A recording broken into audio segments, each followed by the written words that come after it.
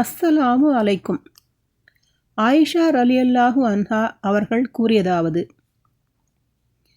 ஒரு பெண்மணி தன்னுடைய 2 பெண் குழந்தைகளுடன் யாசகம் கேட்டு வந்தார். என்னிடம் அப்போது ஒரு பேரீச்சம்பழத்தை தவிர வேறு எதுவும் அவருக்கு கிடைக்கவில்லை.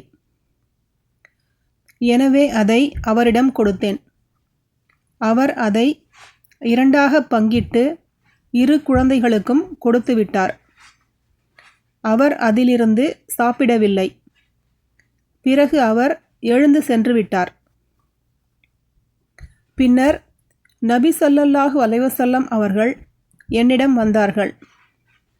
நான் அவர்களிடம் இச்செய்தியை கூறியதும் அவர்கள், யார் இந்த பெண் குழந்தைகளில் ஒன்றால் சோதிக்கப்படுகிறாரோ அவருக்கு அக்குழந்தைகள் நரகத்திலிருந்து காக்கும் திரையாக இருப்பார்கள் என கூறினார்கள்.